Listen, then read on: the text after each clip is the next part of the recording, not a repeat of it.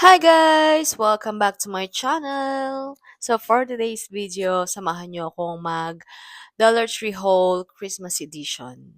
Since magi-Christmas na and excited na talaga akong mag-Christmas decor dito sa bahay.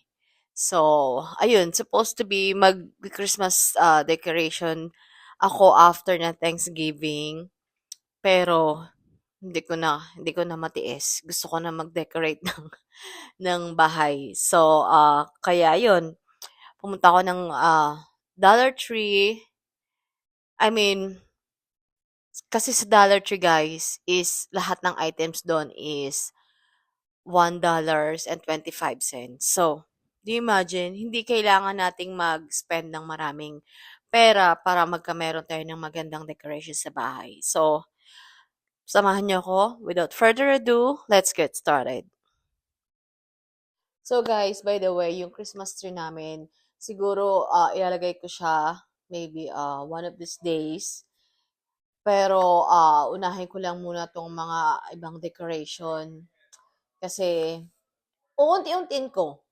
Alam mo na. But yung Christmas tree namin is color white siya. So last year, ang color ng decoration ko is gold and red.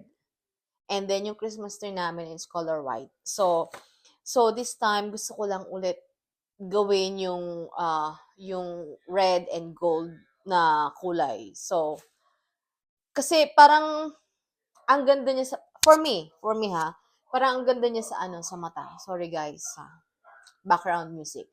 That's my husband playing games. But back to what I'm saying is magpapalit sana ako ng color this year, pero sabi ko last year ko lang naman ginamit yung sayang. So maybe baka next year mag-change ako ng kulay. But like I said, yung theme ko this year is same last year, yung red and gold. Okay, so let's start. So first is itong Christmas balls. Ito. Meron na ako nito. Kaso, sabi ko dadagdagan ko ng Christmas balls para mas litaw yung mga ornaments niya. Yung mga ganito, yung mga Christmas balls. Ito siya. Ito yung kulay niya, gold and then red. Ang ganda 'di ba ng combination niya, red and gold. So, ito siya, 1, 2, 3, 4, 5, 6, 7, 8, 9, 10, 11, 12 pieces siya guys for $1.25. So, eto siya. And by the way guys, medyo konti pa lang tong i-haul ko today kasi yung iba is hindi pa dumarating kasi nag-order. Yung iba in-order ko sa sa Amazon.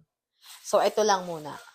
And then second is itong garlands. 1, 2, 3, 4, 5. So, kumuha ako ng 5. So, ano ata siya eh. Mahaba din siya. Siguro, 15 feet. So, ito. Kaya kumuha ako nito kasi ilalagay ko siya sa stairs namin. So, parang ganito. So, ayan. Parang ganito siya. So, ito. $1.25. I told you, hindi kailangan palaging expensive. So, di ba?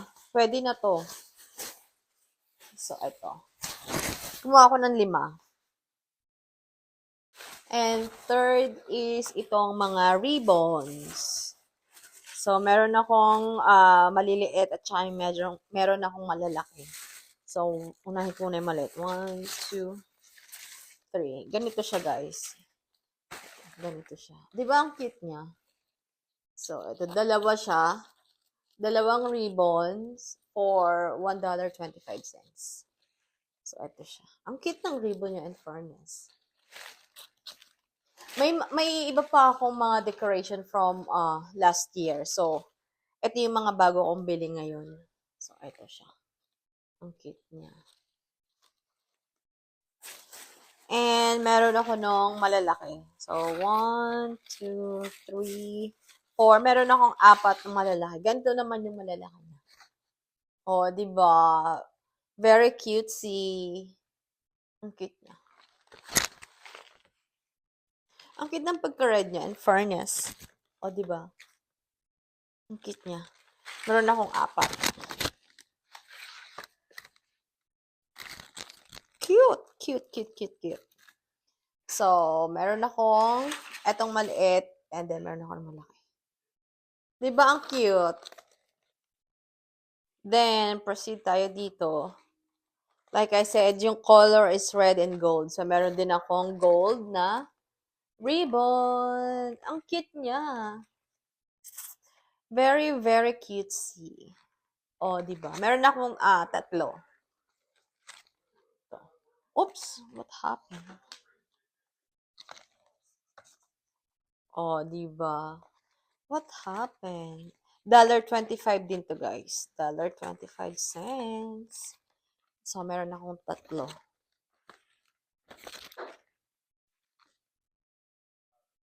And then, next, guys, is meron naman akong Santa Claus stocking. Socks. Stocking. So, ito siya. Meron akong 4. Kumuha ako ng 4. Kasi may gagawin ako dito. So, ito siya. Ang cute niya, di ba? Dapat kukuha ako ng gold kaso yung pagka-gold niya nandun, hindi siya hindi, it's not giving. I mean, hindi siya maganda. Iba yung pagka-gold niya. Sorry guys. My husband's playing games. Sorry for the background. But, back to what I'm saying. Look at this. Ang cute niya, di ba? 4 yung kinuha ko. So, yeah. And meron din akong kinuha na ornaments. So, ito siya. 6 pieces, $1.25.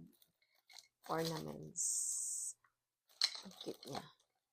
Same. Dapat pala mag-iba kinuha ko, no? Same siya. Ang bobo ko doon sa part na yun. Dapat magkaiba yung kinuha ko kasi magkapareho siya. But anyways, that's okay. So, ito siya. Ornaments. And kumuha din ako ng thumbtacks. So, ito siya. Thumbtacks. Kasi kailanganin ko to. Meron din ako thumbtacks. Yan. And scotch tape. So guys, yun lang yung mga nabili ko from Dollar Tree. And ngayon ipapakita ko naman yung nabili kong candles from Walmart. Kasi nagpunta rin kami ng Walmart kasi chinek ko kung meron silang clearance sales na sa mga candles. So, hindi ako nagkamali. Meron silang mga clearance sales sa mga candle. Kaya, grab na. So, kumuha ko ng 3 kasi siya, ang original price niya is, if I'm not mistaken, it's $15. If I'm not mistaken. $15 down to $6. So, eto siya. Ito yung una kong kinuha, ang niya, Fall Farmhouse. Yung amoy niya is parang yung hindi ko ma-explain pero yung parang bagong ligo na sobrang fresh. Gets niyo ba yun? Pero sobrang bango niya. Sobrang bango niya. And second is itong apple fritters. Siya, parang mix siya ng apple, maple, and vanilla. Ito naman siya. Kita niyo ba? So, ito siya. Ang bango niya. Kung alam niyo yung amoy ng maple syrup at saka nanilagyan ng vanilla, tapos may mix pa na apple. Ang bango. Ang bango niya to, guys. Then, third is itong favorite ko. Pumpkin spice. I love pumpkin spice. It comes sa mga candles. Sobrang bango niya. So, ito siya. Ito siya. Pumpkin spice. So, imagine, $15 down to $6. So, why not? Right? And, ayun. Sabi ko, kuha kaya ako ng 5. Sabi ko, hindi 3 na lang muna. Next time na lang ulit pagbalik ng Walmart. So, ayun.